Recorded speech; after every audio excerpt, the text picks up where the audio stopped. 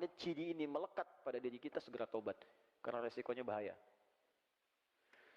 Pertama, nifak. Allahu Akbar. Orang yang disebut munafik. Cirinya 3. 1, idza haddatsa kadzaba. Kalau dia bicara dimanapun, hobinya berdusta. Ingat, hadisnya bukan hadatsa, tapi haddatsa. Beda antara hadatsa dengan haddatsa. Kalau hadatsa, sekali bicara. Mungkin ada orang yang terpaksa berdusta karena satu hal, bukan jadi kebiasaan. Kalau ini, setiap bicara, hobinya dusta. Jadi banyak dustanya dibanding biasanya. Ya, hati-hati nih. Rumah tangga, tanya, kemana ya? Sini dulu, padahal enggak. Kebiasaan. Anak dari kecil ditanya, misalnya, kemana? Awas, hati-hati. Di kantor jadi biasa. Terbiasa bermuamalah dusta. Hati-hati teman-teman, hati-hati. Kalau pilih-pilih pekerjaan yang baik-baik. Di diplomasi, dunia politik sekarang, ekonomi di perdagangan, berapa banyak orang dusta dengan barang jualan dan sebagainya. Promosi kan bagian dari pembicaraan. Bikin status, hoax, buzzer itu, hati-hati itu. Yang suka bikin yang buruk-buruk itu kan kebiasaan, jadi profesi. Sekarang jadi profesi. Nabi mengancam, dijadiin profesi. Nabi mengancam, jangan, hati-hati ini, kamu bisa jadi munafik, dijadikan profesi, itu bahaya. Itu kalau nggak tobat, makanya kita doakan. Itu kalau malam bangun tuh doakan. Ya Allah, jadikan yang orang belum baik jadi baik. Ya Allah, bukakan pintu tobat untuknya, berikan dia hidayah. Ya Allah, aku tahu rahmatmu lebih luas daripada hukumanmu. Berikan mereka rahmatmu, berikan kami rahmatmu. Minta. Jadi jangan diperjelek juga, doakanlah. Mungkin ada yang statusnya buruk, ahli maksiat, doakan, mungkin dia jadi orang paling soleh dibanding kita di kemudian hari. Ya, minta sama Allah. Mungkin Anda punya teman-teman, doakan dia. Minta, berikan kebaikan untuknya. Nah, itu 1. Kemudian yang kedua, ciri orang munafik, ini hobi dusta, 1 hobi dusta. Nah, kemudian yang kedua, wa idza wa'ada akhlafa, sering ingkar janji.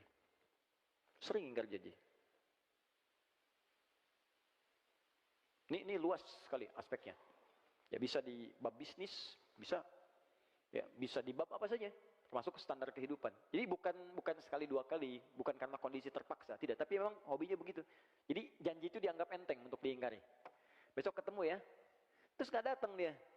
Kamu kemana? Aku udah nunggu. Maaf ya, aku ada pekerjaan misalnya atau apa. Tapi dianggap biasa aja, nggak ada apa, bahkan kadang-kadang nggak ada maaf, sudah biasa. Itu hati-hati. 3. Wa idza tu'mina khana. Itu yang paling bahaya. Kalau diamanahi, dia berkhianat. Banyak khianat.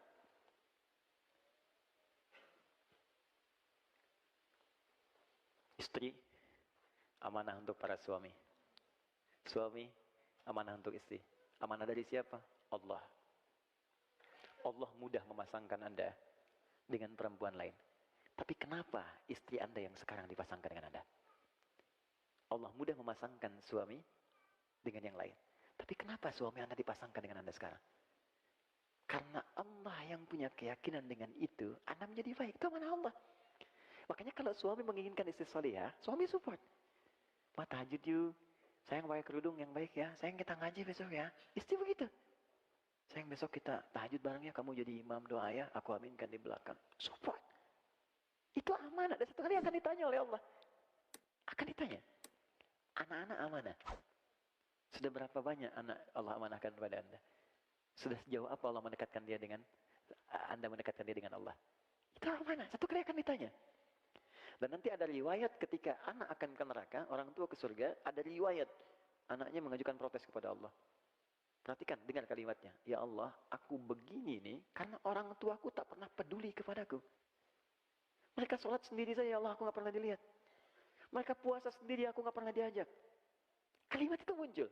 Lalu apa yang terjadi? Diadili oleh Allah keduanya, dikonfirmasi ternyata benar kejadiannya. Maka ditukarkan. Semua beban itu dipindahkan kepada orang tuanya, anaknya kemudian dibersihkan, anak yang ke surga, orang tua ke neraka. Hati-hati. Nah, itu amanah. Pekerjaan amanah. Apapun itu. Dan semua akan dipertanggungjawabkan. Makanya kalau kita niatkan ikhlas, dunia otomatis datang, akhirat itu akan mulia. Ya, Anda yang kerja apa saja, itu jaga dengan baik. Niatkan ibadah.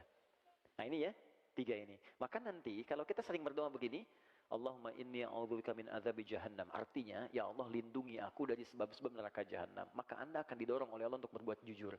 Pekerjaan jujur, di kehidupan rumah tangga jujur, terus cerita bareng-bareng. Ya, nikmat hidupnya.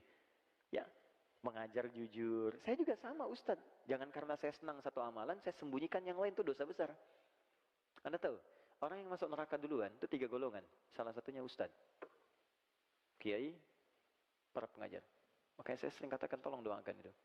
Jangan dikira mudah itu. Tidak mudah. Tidak mudah. Ya, ada seorang yang berkata ketika ditanya, "Ma fa'alta bi'ilmik?" Apa yang kamu kerjakan dengan ilmumu? Dia berkata, "Saya mengajar karenamu ya Allah." Kata Allah, "Kadzdzab." Kalau kadzib sekali dusta, kadzdzab berdusta sering berkali-kali. Apa jawaban Allah saat itu? Dibukakan filenya semua. Kamu itu mengajar hanya untuk cari popularitas. Kamu hanya mengajar untuk cari materi, cari amplop, cari macam-macam. Lemparkan dia ke neraka. Dibawa, ditarik malaikat, dilemparkan. Oke, tolong jangan bebani saya dengan hal semacam itu. Ya, saya sering katakan di setiap tempat, saya tidak pernah memasang apapun urusan dunia. Transaksi saya dengan akhirat, bukan dengan dunia. Dapat yang saya bisa, saya akan usahakan sendiri. Kalau saya belum punya kemampuan, kita berbagi. Itu yang saya pegang. Sampai saat ini. Alhamdulillah Allah cukupkan. Saya dari kepala sampai ujung kaki nggak pernah beli sampai hari ini. Demi Allah saya katakan, ini peci, kacamata, belum satu rusak sudah datang yang lain. Ini baju dikasih. Hampir saya copot tadi buat Mas Dude. Nanti habis selesai saya copot. Ya. Wah, ini celana sama, jam sama, hampir semua, hampir sampai saat ini. Siapa yang kasih? Allah. Dan saya nggak pernah minta apapun. Tunjukkan pada saya di mana saya ceramah, saya minta tarif, minta amplop. Semua saya datang. Dan berusaha, karena kita nggak tahu di titik mana kita bisa gagal. Popularitas dan sebagainya. Itu yang paling berbahaya. Yang kedua, orang kaya yang mengaku sering dermawan, sering nyumbang. Dia mengaku karena Allah. Tapi kata Allah bohong. Ternyata kamu pengen dipuji aja. Disebut orang kaya yang suka ngasih, pemberi dan sebagainya. Ketiga, mujahid fisabilillah. Dia mengatakan karena Allah. Kata Allah bohong. Kamu disebut tuh karena yang disebut sebagai orang hebat aja. Perang dan sebagainya. Nah, maka hati-hati. Nanti setiap kita berdoa ini, ya Allah lindungi aku dari neraka jahanam, maka artinya Anda akan dijaga oleh Allah supaya jujur dalam kehidupan. Kemudian kalau berjanji bisa menepati dan tidak khianat dalam kehidupan. Ini poinnya.